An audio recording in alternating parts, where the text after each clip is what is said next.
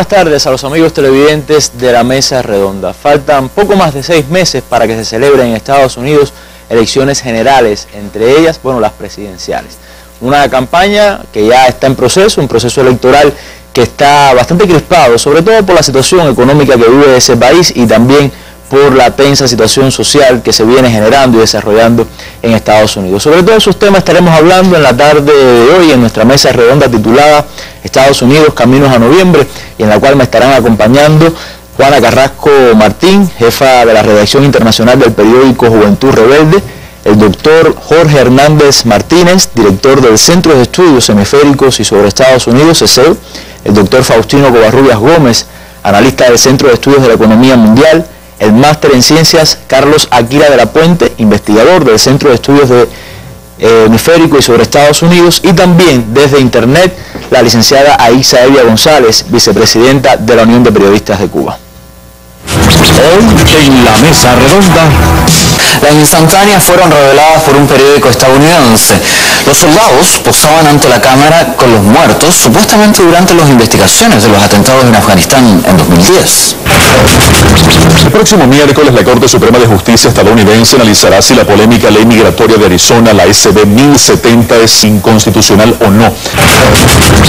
En la actualidad, más de 46 millones de personas en Estados Unidos se ven obligadas a acudir al programa de alimentación gubernamental.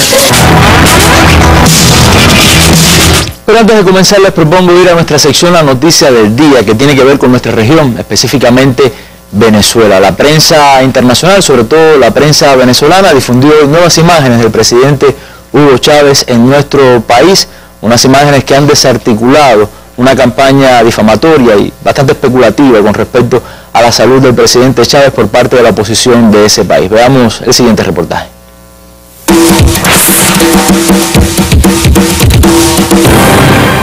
Nuevas imágenes del presidente de Venezuela, Hugo Chávez, muestran su favorable evolución médica y acallan los rumores sobre su deterioro de salud en Cuba. En el video, el mandatario venezolano está acompañado de su hija Rosa y su nieto, además de miembros de su gabinete. También se le puede apreciar mientras jugaban las bolas criollas, un juego tradicional de su país. Este lunes, el presidente aseguró vía telefónica que los rumores sobre su salud forman parte de una guerra psicológica desarrollada por la oposición. Chávez se encuentra en Cuba, donde continúa las sesiones de radioterapia con miras a alcanzar su recuperación plena. Chávez arriba por 18,5 puntos. José Vicente estaba ayer también hablando de números, matemáticas. Bueno, el que quiera, el que tenga ojos que vea y el que tenga oídos que oiga. Y esta ventaja sobre el majunchismo, nosotros vamos a seguir consolidándola. Y no es como algunos dicen, no, que es una magia, que Chávez es un mago de emociones y no sé qué más, y que tal, o que la enfermedad la está utilizando ahora.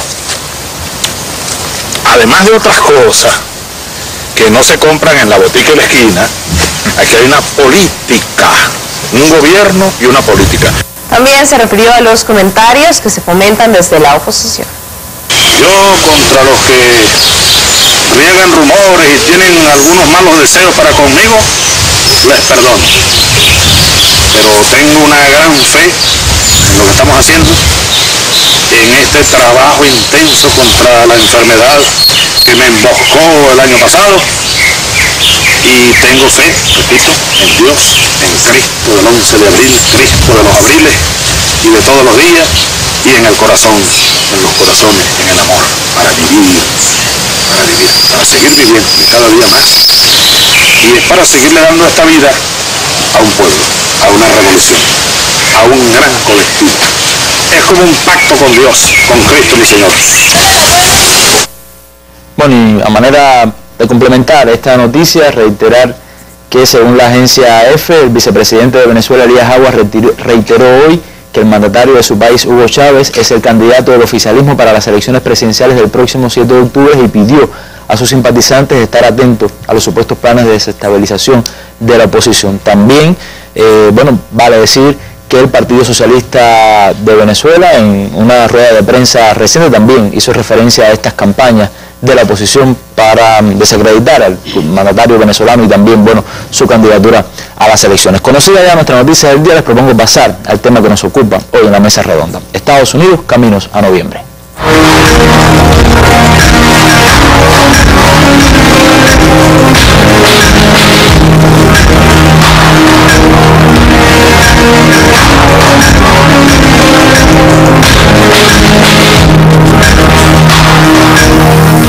Y según una información de la radio y la televisión española, la esperada victoria de Mitt Romney en 5 estados de ese país, o sea, de Estados Unidos, celebradas hoy, podrían otorgarles este martes los delegados necesarios para convertirse matemáticamente en el nominado republicano a las presidenciales y centrar así su campaña en la pugna por la Casa Blanca con el presidente Barack Obama. Los dos bandos ya se han enfrentado, dice esta nota, duramente, y las disputas solo se acrecentarán en los próximos 6 meses de campaña hasta que el 6 de noviembre los estadounidenses decidan si quieren otros 4 años de Obama o un nuevo líder. Y le propongo a Carlos, bueno, comenzar precisamente por el tema de la campaña, centrándonos sobre todo, Carlos, en las primarias republicanas. O sea, ha habido una evolución, giros importantes en las últimas primarias. ¿Cómo ha sido ese desarrollo reciente de este evento electoral? Bien, muy buenas noches a los televidentes y perfectamente, ¿no?, a la mesa redonda. Pues nada, las primarias, como es sabido, ¿no?, es un proceso que se realiza en todas las elecciones que se llevan a cabo dentro de Estados Unidos. Por lo general, el partido que piensa proponer a un candidato que está optando o por alcanzar la presidencia o que está en la presidencia, pues tiene la posibilidad de realizar un conjunto de procesos electorales dentro de los diferentes estados de la Unión. Y en este caso, como Obama se va a reelegir, el partido decidió no ejecutar un conjunto de primarias y por lo tanto quien debe alcanzar o pugnar por la presidencia es el Partido Republicano, y en ese sentido pues ese mismo partido ha realizado un conjunto de procesos electivos dentro de algunos, bueno, de los principios de todos los estados de la Unión. No obstante, Obama tiene que ir a una convención también demócrata y ahí queda ratificada su candidatura, ¿no? Exactamente, tiene que ratificar su candidatura, incluso ya se está hablando de la necesidad de irlo planificando, realizando como un elemento de cara a futuro, ya para dejar sentada ya su definición como candidato por los demócratas. Pero en el caso sobre todo de los republicanos, recordar que las primarias empezaron a partir del 3 de enero, sobre todo en Iowa, y ahí se dio un elemento interesante que fue el triunfo de Rick Santorum como un representante, por supuesto, de las bases conservadoras, uno de los candidatos que eran apoyados por estos grupos, y de ahí se empezaron a dar las diferentes visiones con respecto a quién sería el candidato por parte de los republicanos, o quiénes serían los que más fortalezas tendrían. En ese sentido, por supuesto, después, a partir de esas primarias iniciales en diferentes lugares como Colorado, Minnesota, Missouri, se fue imponiendo Mitt Romney hasta llegar a las diferentes primarias que se han realizado, pasando incluso por el famoso Supermartes, un día en el cual se realizan un número, un conjunto notable de estados, un conjunto de primarias, y por lo tanto esto fue reforzando su posición como uno de los candidatos con mayores posibilidades. Dentro de este espectro es interesante también definir, como tú mismo apuntabas, las diferentes variables que se han dado dentro de este proceso. Es conocido que Mitt Romney no es uno de los agraciados por los grupos conservadores. Incluso muchos de estos grupos le recalcan las debilidades que tuvo, incluso cuando fue gobernador de Massachusetts, con procesos en los cuales aplicó un tipo de política referativa a procesos en los cuales se aprobaron una reforma de salud. Muy parecida incluso a la de Obama, exactamente, que fue tan criticada, claro. Fue criticada de una manera bastante hipócrita por el propio Mitt Romney cuando él lo había desarrollado en Massachusetts. También el elemento de su religión mormona. Por lo tanto, muchas de estas movimientos conservadores evangélicos no visualizan a Mitt Romney como un representante de su grupo, y por lo tanto todo candidato o oponente que tuviese Mitt Romney en las primarias, que fuese por lo menos, o que llevara un conjunto de variables que lo acercara a este tipo de candidatos, a las visiones conservadoras, pues ibas a oponerse continuamente a la posibilidad de Mitt Romney. Recordar primero que estaba Rick Perry, el gobernador de Texas, como uno de los referentes fundamentales en este proceso, que después de no lograr decir incluso cuáles eran las 3 instituciones que él eliminaría, pues fue perdiendo espacios en los debates. De hecho, también se mostró en un conjunto de desconocimientos con respecto a temas de política exterior.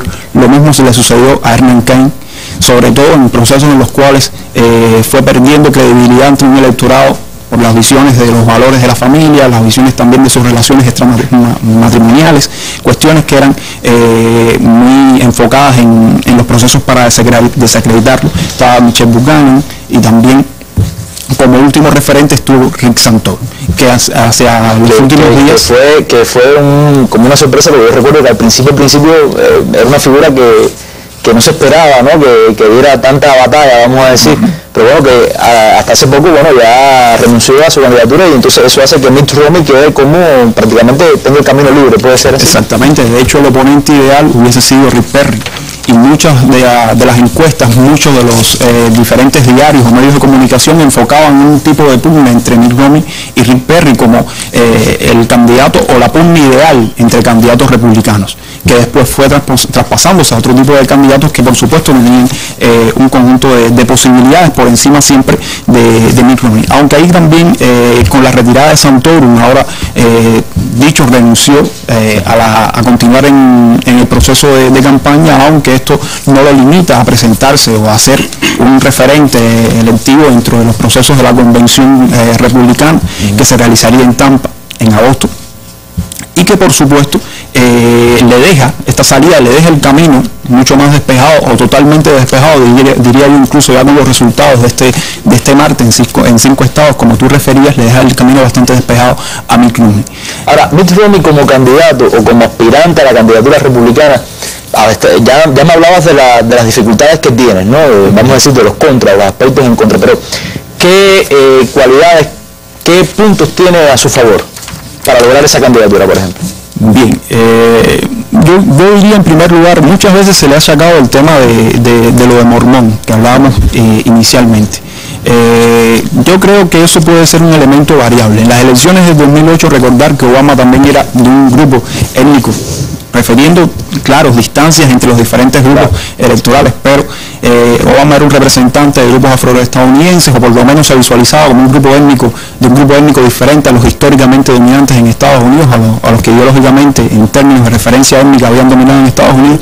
Y el referente de Mormón le puede posibilitar, o de liberal, entre otras cosas, le puede posibilitar a Mitt Romney moverse hacia sectores de centro también, quizás buscar votos no solamente entre el sector de indecisos, sino también entre los sectores de los demócratas conservadores, en sectores pueden ser limitados o de pequeño alcance, pero votos que pueden ser útiles a la hora de pugnar por la presidencia. Y otros elementos también, por supuesto, es el apoyo de las corporaciones a Mitt Romney o de los grandes sectores. Estamos hablando de un multimillonario, un hombre de la élite, de ese 1%. Exactamente.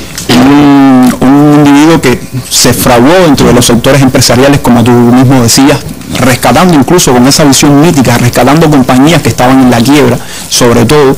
También tiene la aureola de haber sido un magnífico organizador, se dice así, de los Juegos de las Olimpiadas de Invierno en Salt Lake City, de haberlas sacado de un proceso casi de bancarrota y de crisis y de corrupción a llevarlas a ser un evento reconocido por el Comité Olímpico Internacional como un excelente evento. Y todo este tipo de factores le han ido granjeando un tipo de posibilidad de visualizarse como un buen administrador, como un buen administrador de los recursos financieros, etcétera. También, por supuesto, su gestión dentro de Massachusetts, que permitió, según los resultados, sacar al Estado de un proceso de déficit fiscal importante y darle un proceso, incluso de dejarlo cuando salió de la gobernatura, un proceso de superávit. Tengo entendido que también tiene una muy bien organizada maquinaria electoral.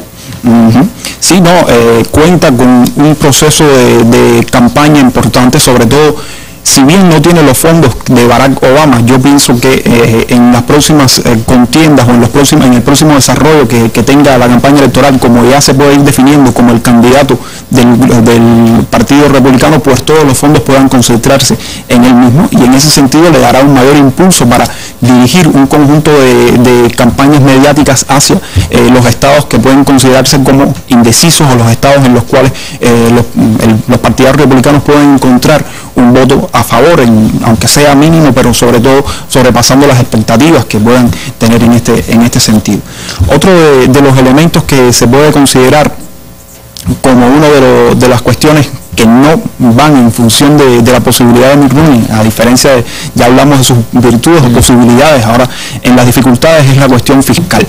En primer lugar, se le ha achacado en continuos momentos el hecho de su posible evasión fiscal, dirigiendo finanzas hacia paraísos fiscales para evadir el fisco. Que imagínese una práctica muy común en la alta. Exactamente, no es algo singular en Mitt Romney, pero como es el candidato, pues se remarcan este tipo de crisis. Exactamente, se remarca este tipo de cualidades negativas dentro de este tipo de personajes, y el hecho fundamental es que ahora incluso Obama lo ha emplazado a plantear sus finanzas o a ponerlas sobre la mesa. Ahora, Carlos, Obama como candidato, ¿cómo evalúas tú, que sé que, bueno, estás estudiando estas elecciones, la posibilidad, o sea, las posibilidades y los elementos en contra que tiene Obama para presentarse como candidato demócrata?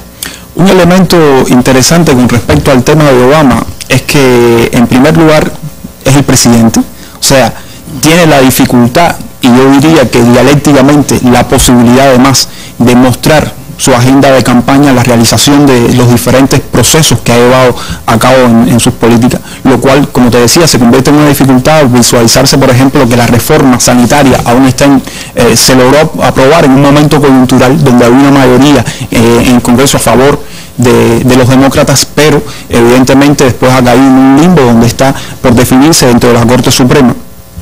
Otro conjunto de procesos, como el tema de la ignorada reforma migratoria, que habló incluso en su campaña, pues tampoco se pudo llevar a cabo.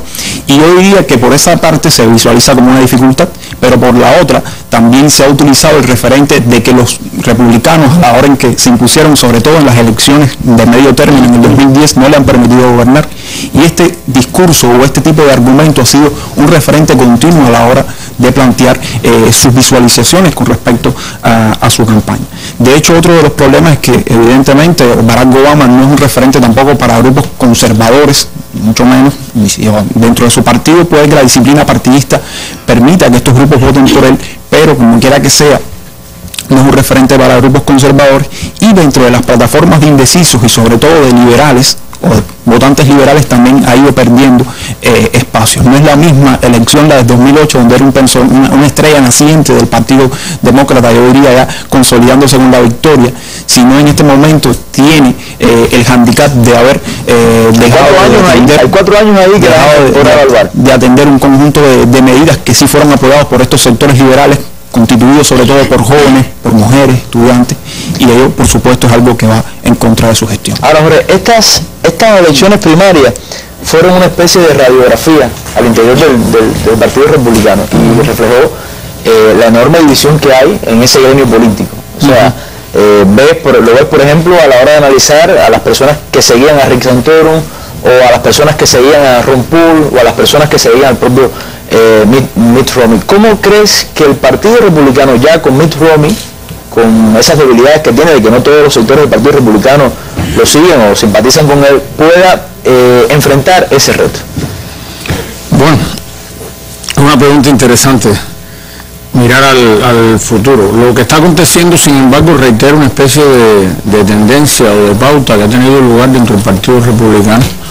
Carlos resumía, yo creo, muy bien los aspectos fundamentales que desde enero empiezan a desarrollarse en el marco de las elecciones primarias, y es en este proceso donde se han hecho más visibles las divisiones internas, los conflictos, las pugnas de poder, rivalidades, competencias de imágenes. Están en juego muchas cosas, como sabemos, pero en realidad era un proceso de fondo que venía transcurriendo dentro de ese partido, como también pudiera decirse dentro de la fila demócrata. Si tomamos como referente las pasadas elecciones, las de 2008, en que el Partido Demócrata se desgastaba entre una diversidad de candidatos, pasaba, salvando las distancias, algo parecido o cercano a lo que está aconteciendo ahora dentro de la fila fenómeno que se da republicana. Sí, recordemos que la estructura política del sistema dentro de los Estados Unidos tiene una naturaleza bipartidista, y como se ha discutido muchas veces aquí en estos propios programas de la Mesa Redonda, se trata de organizaciones que tienen una base clasista bastante similar, no tienen grandes diferencias desde el punto de vista de que sus soportes están vinculados a la burguesía monopolista, a sus núcleos, la oligarquía financiera, y muchas veces las diferencias tienen que ver mucho más con los medios que con los fines a alcanzar en sí mismo. El Partido Republicano ha sido muy notorio en en la medida que tenía esta diversidad de candidatos que ha estado desgastándose, pareciera que la figura de Mitt Romney, como se ha dicho aquí, es la figura que va a hegemonizar todas las propuestas en este sentido, pero desde luego, como también se explicaba ya, es una figura que es muy vulnerable desde el punto de vista de que se le achacan, se le atribuyen rasgos casi que liberales, es el menos conservador de los conservadores, y en este sentido tiene rasgos, como se ha tratado de manipular, es lo que se le ha atribuido mediante las campañas de prensa para denigrarlo, rasgos que lo acercan hasta Obama, es una especie de Obama conservador o de un Obama republicano. La manera, el paliativo que puede tener el partido para tratar de compensar la imagen de Romney, si es que efectivamente, como pareciera, va a ser el candidato a la presidencia, podría tener que ver con la nominación, con la designación, la valoración de un candidato a la vicepresidencia que sea más duro, que exhiba credenciales más conservadoras. Y de hecho, en la prensa, hoy por hoy se están valorando un grupo de opciones. Se ha mencionado el nombre de Condoleezza Rice, con todo aquel expediente que tenía de experiencia internacional como una mujer dura, vinculada al trabajo del Consejo de Seguridad Nacional, del Departamento de Estado, ideóloga, se puede decir, o arquitecta de las guerras recientes de Estados Unidos, sobre todo en Irak. Es una mujer, además, y es una afro-norteamericana, es una mujer de piel negra, lo cual tiene algunos atributos, sobre todo para enfrentar a Obama, supongo, ¿no? Desde luego. La otra figura que se ha manejado es el senador de origen cubano, Marco Rubio.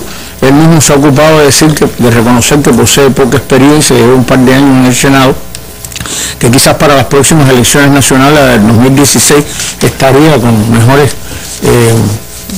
virtudes, digamos, para poder enfrentar esto. Hay analistas que dicen que él, bueno, no quiere realmente participar en esta contienda porque se está preservándose para el 2016. Claro, sería una estrategia política muy inteligente para que su figura pueda brillar con todos los enriquecimientos que pueda tener en estos años, mostrando una experiencia más rica como senador y agrandando lo que puede ser su hoja de servicio para candidatearse como presidente en un futuro. La figura de Jeb Bush es una de las que también se está mencionando con posibilidades, hermano de que fue presidente durante 8 años.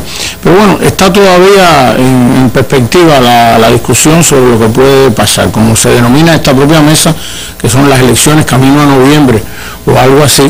Los meses venideros van a ser decisivos. El proceso pasa, como ya lo decía Carlos acá, por la convención republicana de finales del mes de agosto, y esa es la hora de la verdad desde el punto de vista de cómo estrategia y táctica se van a conjugar ahí. Ahora, es muy importante tratar de ver esto desde el punto de vista del pasado. El Partido Republicano siempre ha tenido debilidades internas, nunca ha sido monolítico, y ha habido una diversidad de fuerzas políticas, de corrientes ideológicas, de posicionamientos personales que documentan, pongamos por caso, durante el doble periodo de George W. Bush, de Bush hijo, entre el 2000 y el 2008, el presidente a quien relevó Obama en la Casa Blanca, que en la medida que transcurrió su mandato, sobre todo en la segunda etapa, se pusieron muy de manifiesto las contradicciones, funcionarios que salían de sus cargos, divergencias acerca de cómo conducir la política exterior, cuestionamientos acerca de la manera en que el propio Bush estaba encarnando una de las vertientes, se decía que era la vertiente neoconservadora, una de las diversas fuerzas que han coexistido en los últimos 20 o hasta 30 años entre las filas del Partido Republicano, que había afeado el rostro de los Estados Unidos, le había restado legitimidad a su proyección internacional, había creado bastantes cuestionamientos desde el punto de vista moral. ¿Era algo esto nuevo? Por supuesto que no.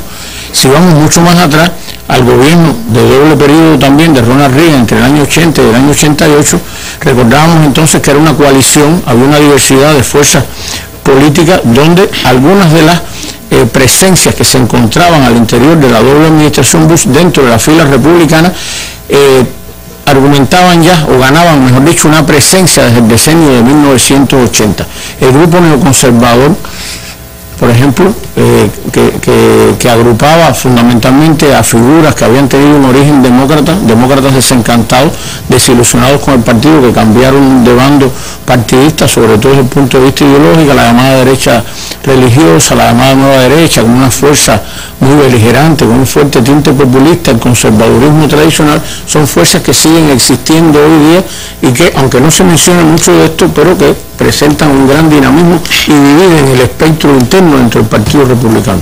Ahora, Jorge, yo pienso, y te pregunto tu opinión, ¿no?, que estas diferencias dentro del Partido Republicano como también dentro del Partido Demócrata tienen un factor geográfico. O sea, yo recuerdo una vez que analizabas aquí en la mesa redonda y decías, no es lo mismo un republicano de Missouri, por ejemplo, o un demócrata del sur, un republicano de Nueva York, exacto, ¿no? Tiene que ver con esa... Sí, eso tiene que ver, efectivamente. El sur, el norte. Yo creo que es importante que menciones esto porque el proceso político estadounidense tiene que interpretarse también en mucha sintonía con los antecedentes históricos, con las delimitaciones estaduales, regionales, territoriales o geográficas. Y todo ese pasado que hablaba de la economía de plantación en los estados sureños, en parte del suroeste también es muy importante porque para ubicar los cuarteles del Partido Demócrata y donde están los mejores bastiones del conservadurismo tienen que ver con todo esto. Quizás nos llevaría mucho tiempo poder tipificar todo esto ahora, pero es muy bueno tomar nota de esto para poder profundizar en ello en algún momento. Está bien, bueno, yo le propongo conocer más sobre el acontecer noticioso respecto a estas elecciones en Estados Unidos con Aixa Evia desde Internet. Sí, gracias, Oliver. Buenas noches. Bueno, ¿qué es lo que está publicándose hoy y por estos días sobre el tema de las elecciones en Estados Unidos y todo lo relacionado con esta elección del mes de noviembre? Bueno, en el caso de Obama, hoy se está difundiendo que Obama ha estado enfocado en el día de hoy, por estos días lo va a estar, con el objetivo de atraer el voto joven en los Estados Unidos, y por eso hoy ha estado en la localidad sureña de Chapel Hill, en Carolina del Norte, como parte de una gira que le llevará además a Colorado y Iowa, y el objetivo precisamente es tratar de atraer a los jóvenes. Dice que en este caso, al terminar la universidad, los jóvenes estadounidenses tienen una deuda promedio de $25,000 y las tasas de préstamos están fijadas en 3,4% y se ha previsto que se duplique estos intereses en julio. Bueno, Obama está tratando de defender el hecho de que no se incremente este dinero que tienen que pagar posteriormente los estudiantes. Y bueno, precisamente ese es el objetivo de Obama durante estos días, que va a estar intercambiando con los jóvenes para que no se aumente las tasas de interés en los préstamos estudiantiles. Pero es complicado el panorama de Obama respecto a los jóvenes por la situación que hay, porque, por ejemplo, hoy los medios estaban difundiendo que la enseñanza superior no garantiza un puesto de trabajo en los Estados Unidos. De hecho, más de la mitad de los universitarios recién graduados se encuentran sin empleo o son subempleados. Por eso pienso que este intercambio, como parte de la campaña que Obama tiene en estos días, le va a ser difícil, teniendo en cuenta esta realidad. Y también yo creo que es algo que es complicado para Obama en esta estrategia de estos días respecto a los jóvenes, es precisamente la violencia policial que hay contra los jóvenes en Estados Unidos, específicamente contra los universitarios, y se estaba difundiendo que precisamente el viernes la policía de Kent, en el estado de Ohio, había dispersado una multitud de estudiantes universitarios con gases lacrimógenos y a partir de que tuvieron una fiesta y en la fiesta hubo un intercambio entre los jóvenes, una reyerta, y entonces la policía usó los gases para persuadir a los jóvenes que no estuvieran de esta manera, de forma violenta. Y entonces, bueno, esto es algo complicado, pienso, desde el punto de vista de lograr sus intereses con los jóvenes. Bueno, en el tema de la recaudación, los medios están difundiendo que ha logrado recaudar 10 veces más fondos que Romney de cara a las elecciones presidenciales. Es uno de los elementos que se está dando a conocer. Se habla, por ejemplo, que hasta el mes pasado Obama había recaudado un total de $196 millones, en tanto Romney acumulaba $88,7 millones. Se dice, por ejemplo, que le saca ventaja, por supuesto, a su contrincante, lo está diciendo la BBC, el medio británico, y que en el tema de financiamiento electoral supera ampliamente a Romney como un elemento favorable, en este caso, a Obama. Hay otro elemento que los medios han estado explotando mucho, Oliver, y es el tema de lo que sucedió en la cumbre de las Américas, en este caso con los agentes del Servicio de Seguridad. Es un elemento que han usado mucho para tratar de, en este caso, desprestigiar a Obama con este tema. Hoy Obama incluso ha dicho, como parte de este recorrido, de este intercambio con los jóvenes, que han sido unos escoltas, unos guardias bobos, ¿no? Porque en definitiva la forma que se comportaron, pero ha tratado de minimizar este suceso, diciendo que han sido 2 o 3 los que en este caso verdaderamente han estado implicados en este escándalo, como han dicho los medios. Bueno, se le ha complicado la carrera, dicen algunos medios de prensa en los comentarios del día de hoy, para el tema de la reelección, y en el caso de Romney también ha tenido que salir a los medios y también ha tenido su dificultad, porque en este caso una experta demócrata en la CNN, Ann Romney, criticaba a Ronnie a partir de que había usado a su esposo como ejemplo para la campaña en el tema de la mujer trabajadora. Y esta experta demócrata ha dicho que nunca ha trabajado la mujer de Ronnie, por lo tanto, con qué prestigio, con qué elemento puede hablar en este caso sobre la mujer trabajadora de Estados Unidos. Hasta aquí, Oliver, un panorama de lo que se difunde en los medios. Muchas gracias por estas informaciones, Aixa.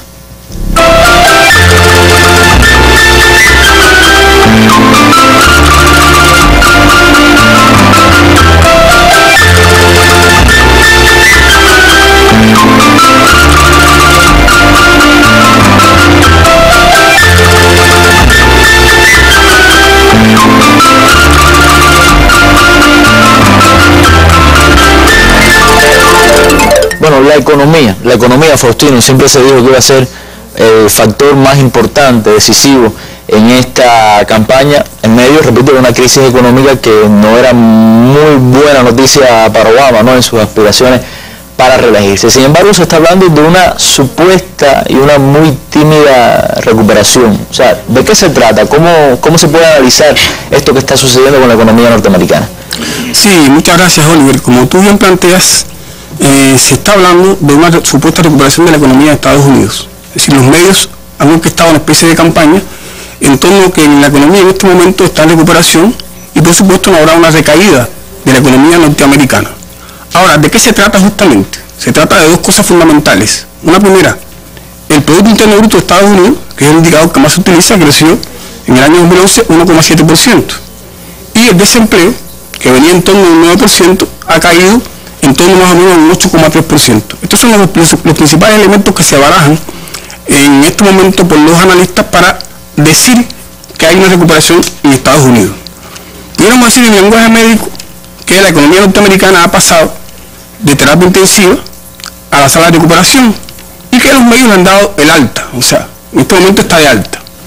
La pregunta sería si la economía de Estados Unidos ahora puede caminar por sus propios pies e incluso mucho más. Si esa economía puede correr a toda velocidad, o sea, la pregunta es esa, o sea, ¿de qué estamos hablando? Entonces, aquí, para hablar de esto, o sea, hasta qué punto es sostenible esta recuperación, creo que tenemos que plantear que el camino de la economía norteamericana está erizado de obstáculos y de escollos hacia el futuro. La primera cosa, ese crecimiento de 1,7% en 2011 es apenas la mitad del crecimiento en 2010. En el 2010 la economía creció un 3%. Ahora estamos hablando de un crecimiento de 1,7%. Si lo vemos así, eso evidencia un agotamiento del crecimiento económico. Y si esto fuera poco, hay otra serie de elementos que están justamente ensombreciendo la perspectiva económica de Estados Unidos. Un primer aspecto, recordemos que la crisis comenzó por el sector inmobiliario, aquella famosa burbuja inmobiliaria, la burbuja subprime, los créditos basura, comenzó por aquí. Ahora, el sector inmobiliario es importante. ¿Por qué razón?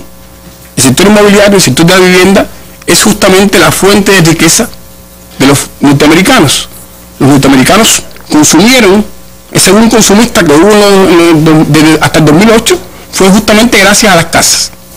Los norteamericanos obtuvieron préstamos gracias a las casas. El que tuviera una casa tenía un central. Era como multiplicar los peces, los panes y los peces. Porque sencillamente se sabía o se pensaba que los precios de las casas siempre iban a subir y que el banco siempre iba a tener una garantía en el precio de la casa. Siempre y cuando fue así, hubo norteamericanos que obtuvieron préstamos por un valor aproximado de 30 veces su ingreso en un año. Estamos hablando que el banco le podía prestar a usted un monto equivalente a 30 veces su ingreso, no su salario, en un año. Aun cuando tuviera una casa que valiera mucho menos. Hipotecando precisamente la casa. O sea, la casa era justamente el aval, la única garantía. Siempre y cuando los precios subieron no había problema. Ahora, ¿qué pasa con este sector inmobiliario? Que realmente los precios han caído y han estado cayendo desde 2006 y ya llevan un récord de caída de un 32% hasta el 2011. Y lo más preocupante es que no encontramos fondo todavía en la caída de precios. Siempre y cuando los precios sigan cayendo, lógicamente, no habrá préstamos. Y los bancos no van a tener como dar ni mucho menos la casa. Ahora bien, ¿cuál es el problema fundamental de esto? Que esto tiene un impacto en la riqueza de las familias norteamericanas. En la medida que las familias vean disminuir los precios de las casas, disminuir su riqueza, que es justamente la casa. ¿Cuál ha sido el impacto? Bueno, en los últimos años, la riqueza de las familias ha disminuido en 13 millones de dólares. estamos hablando del 70% del Producto Interno Bruto de Estados Unidos. O sea, 70% de lo que produce Estados Unidos en bienes y servicios en un año. Eso han perdido los norteamericanos justamente por concepto del precio de las casas, de caída del precio de las casas. Y esto lógicamente afecta el consumo. Si usted no tiene riqueza, bueno, afecta el consumo, afecta el bienestar. Y las familias norteamericanas todavía arrastran esa deuda, ¿no? Que obtuvieron durante el 2008. Ese aspecto lo voy a retomar más adelante, pero ciertamente, ese aspecto lo retomaré más adelante, pero ciertamente arrastran la deuda. Ahora, en este sector inmobiliario, fijaos aquí, hay otro aspecto que da cuenta de este estado de coma en que está el sector inmobiliario en este momento, que son los desalojos. O sea, aquellas personas que no pueden pagar las hipotecas, no pueden pagar lo que deben por las casas y sencillamente tienen que desalojarlos, se quedan sin vivienda. Ya han perdido la casa en este momento más de 7 millones de norteamericanos. Y lo más preocupante es que hay 10 millones de norteamericanos que están con la soga al cuello, es decir, deben más de hipoteca de lo que valen sus casas. Y se plantea que un 20%, o sea, 20 millones de norteamericanos están a punto de perder su casa. O sea, este es realmente un problema dramático, sobre todo de cara a las elecciones de Obama. De hecho, Obama ha planteado un programa bastante visible, diría yo, poco creíble, para poder un poco apoyar a estos norteamericanos que están en grandes problemas. Un programa que tiene nada más y nada menos como base de financiamiento un impuesto a los bancos y a las corporaciones. Parece visible, ¿no? Pero ciertamente es un gancho para atraer al electorado. Y que los montos son enormes. Son enormes. Recuerda que el programa asciende a unos 10.000, 5.000 millones, sin cuestionarme el monto en sí mismo. Ya el hecho de poder financiar eso por esta vía realmente es poco creíble. Ahora, hay otra cuestión que tiene que ver con el sector inmobiliario, que tiene que ver con las empresas o con las compañías que antes financiaban ese sector. Las supuestas compañías estatales, Fannie Mae y Freddie Mac, que eran las compañías que auxiliaban a estos individuos, sencillamente han desaparecido y se han privatizado. Es decir, ¿por dónde está la salvación? No la vemos por ningún lado. Entonces aquí en el sector inmobiliario, evidentemente hay un bombillo rojo encendido, en el sentido de que no vemos por ningún lado la salida, tocar fondo. Está el problema del desempleo. Desempleo dijimos que ha caído a 8,3%. Eso oficialmente. Son 13 millones de norteamericanos desempleados. Pero si contabilizamos a estos 13 millones, sumamos otros 2,5 millones de desempleados, que no están desempleados porque quieren, sino porque sencillamente son los llamados desanimados, desalentados, individuos que han dejado de buscar empleo porque se han cansado. Y lo hemos sacado del registro laboral, es decir, como se han cansado, no cuentan en la fuerza laboral activa, pero están desempleados. Cuestionables entonces las que da el Estado. Evidentemente. O sea, en total, cuando tú sumas todo eso, más los que tienen empleo parcial, estamos hablando de 15 millones de desempleados, o hemos dicho 24 millones de desempleados, un 15,3% de la población. A este problema de desempleo hay que añadir el problema bancario. Tú hablabas ahorita de los créditos estudiantiles. Bueno, los bancos, como tú bien sabes, y como se ha planteado en varias ocasiones en la mesa redonda, los bancos están asfixiados por los famosos créditos tóxicos, los que le dieron para la vivienda, los que le dieron a individuos que no podían pagar, pero ahora se suma también esta deuda de los estudiantes, es decir, la deuda de los estudiantes asciende nada más y nada menos que a 1 millón de millones de dólares. Es una deuda mucho mayor incluso que las tarjetas de crédito. Y esa es otra bomba que está sobre los bancos norteamericanos en este momento pendiente. Yo te diría, resumiendo un poco todo esto, es que la situación de debilidad de Estados Unidos es tan grande, es tan evidente, que se palpan dos cosas fundamentales. Por aquí tenemos estos síntomas que te he comentado de recesión, es decir, estos síntomas no son nada buenos. La pregunta es, ¿y qué se puede hacer?